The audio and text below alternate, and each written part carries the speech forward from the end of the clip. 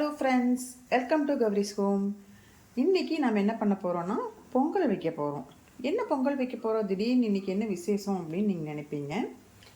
எங்கள் வீட்டு பக்கத்தில் இருக்க விநாயகர் கோயிலில் வந்து இன்றைக்கி ஆடி மாதம் செவ்வாய்க்கிழமை அப்படிங்கிறதுனால திருவிளக்கு பூஜையும், அப்புறம் வந்து இன்றைக்கி அந்த சங்கடகர சதுர்த்தி, மகா சங்கடகர சதுர்த்தி, அதனால் வந்து விநாயகருக்கும் உகந்த நாள்.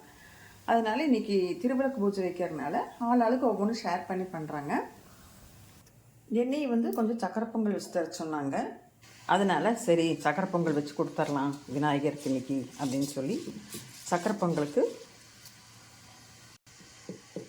1 கிலோ அரிசி, 1 கிலோ அரிசியும் பருப்பு சேர்ந்து 2 சேர்ந்து 1 கிலோ அரிசியும் பருப்பும் 2 சேர்ந்து கழுவி வச்சுருக்கிறேன். அந்த அரிசியும் பருப்பையும் கழுவுன தண்ணியில் தான் வந்து நான் 3வது தண்ணியை எடுத்து உல வச்சுருக்கிறேன். இதில் இன்னும் கொஞ்சம் பால் ஊற்றணும்.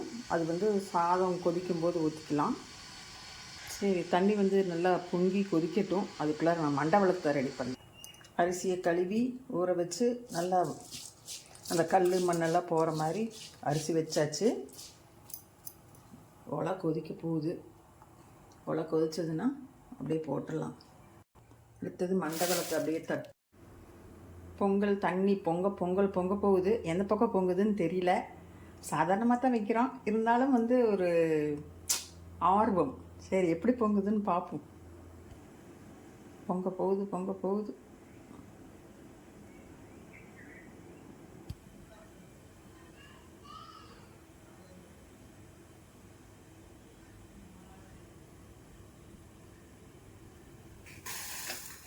'பொங்கிருச்சு கிழக்கையே பொங்கிருச்சு.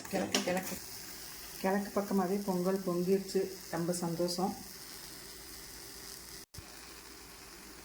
ரொம்ப சந்தோஷம். கிழக்கவே பொங்கல் பொங்கியாச்சு.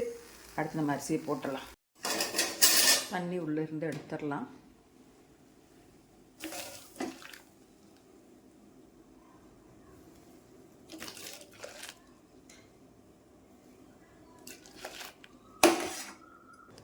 அளவாக தண்ணி வெளியில் எடுத்தாச்சு. இப்போ அரிசி எடுத்துக்கலாம். முதல் கை இது. முதல் கை சாமி கடவுளே நல்லபடியாக ஆகணும், நல்லபடியாக பண்ணி கொடுங்க. ஒவ்வொருத்தர் இப்படி சுற்றி போடுவாங்க, ஒவ்வொருத்தர் என்னங்கிறாங்க அப்படி சுற்றி போடக்கூடாது அப்படிங்கிறாங்க. நமக்கு அதை பற்றி தெரியல. நமக்கு தெரிஞ்ச மாதிரி நம்ம செய்வோம். சரி, இப்போ அரிசி போட்டாச்சு. பொங்க பானையில் வேகட்டும். வெந்ததுக்கப்புறம் பார்ப்போம். அதுக்குள்ளே நம்ம வேறு வேலையை பார்ப்போம். அரிசி நல்லா வெந்துட்டுருக்குது. நல்லா குழஞ்சி வேகணும். அப்போ தான் பொங்கலுக்கு நல்லாயிருக்கும்.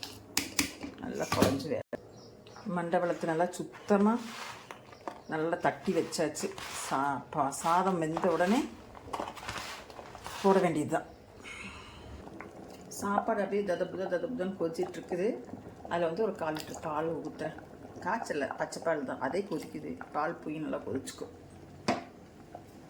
ஊற்றி நல்லா கிண்டி விட்டுடலாம்.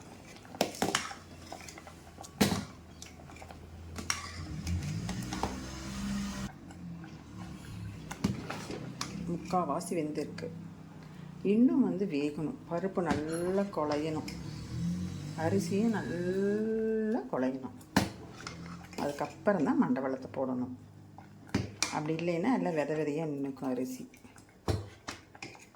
சரி, இன்னும் கொஞ்சம் வேகட்டும். 1/4 லிட்டர் பால் ஊற்றுறேன்னு சொன்னேன்.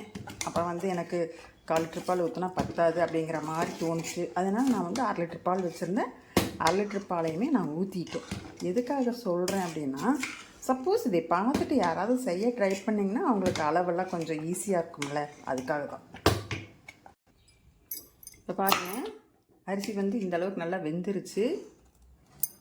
பருப்பு வந்து இன்னும் கொஞ்சம் வேகணும். இருந்தாலும் வந்து மண்டவளத்தை போட்டுடலாம். இல்லைன்னா சில்வர் பாத்திரம் வச்சுருக்கேன் இல்லையா, கொஞ்சம் அடி பிடிக்கிற மாதிரி ஆயிரும். அதனால் நான் இப்போ வந்து ஸ்டவ் ஆஃப் பண்ணிட்டேன். இப்போ நான் இதில் மண்டவளத்தை போடலாம். அதே கரெக்டும். இப்போ இதில் வந்து அப்படியே மண்டவளம் இருக்கிற மண்டவளத்துலலாம் எடுத்து போட்டுடலாம். இப்போ 1 கிலோ மண்டவளம், 1 கிலோக்கு மேலேயே நான் போட்டிருக்கிறேன். 1 கிலோ அரிசி, 1 கிலோவுக்கு கொஞ்சம் மேலே ஒரு 1 கிலோ 100 கிராம் இருக்கும் மண்டவளம். இப்போது இது வந்து அப்படியே கலர் மாறும். இப்போ ஸ்டவ் பற்ற வச்சு சிம்மில் வச்சுருக்கிறேன். அப்படியேவும் அந்த மண்டவளமெல்லாம் கரைய கலர் மாறும். கலர் மாறினதுக்கப்புறம் பார்ப்போம். இப்போ நமக்கு பொங்கல் ரெடி ஆயிடுச்சுங்க. ஏன்னு பார்த்தா இப்போ வர மண்டவளம் எல்லாம் வெள்ளை வெள்ளையன்னு தான் இருக்குது. அதனால் இதுக்கு மேலே கலர் வரமாட்டேங்குது. ஆனால் பொங்கல் எல்லாம் ரெடி ஆயிடுச்சு. இப்போது இதுக்கு முந்திரி, திராட்சை, ஏலக்காய் எல்லாம் வறுத்து போடலாம்.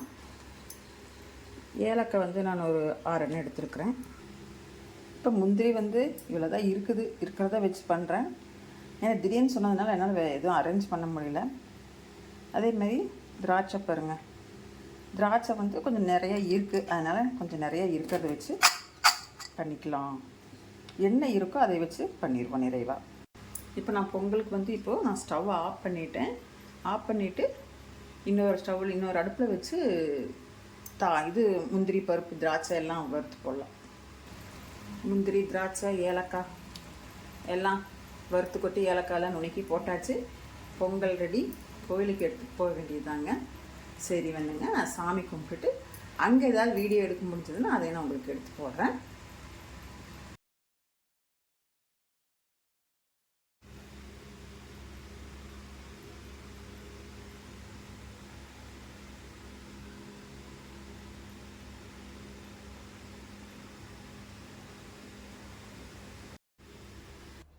இப்போ விளக்கு பூஜைக்கு போயாச்சுங்க. நான் போனது விநாயகர் கோயில். விளக்கு பூஜையில் வந்து கலந்துக்கிட்டேன். ஒரு 30 பேர் பக்கம் இருந்தாங்க. இனிதே விளக்கு பூஜை முடிஞ்சதுங்க, நிறைவடைஞ்சது. ரொம்ப சந்தோஷமாக இருந்தது. திடீர்னு எதிர்பார்க்காம பொங்கல் வச்சு விளக்கு பூஜையில் கலந்துட்டதில் எனக்கு ரொம்ப மன நிறைவாக இருந்ததுங்க.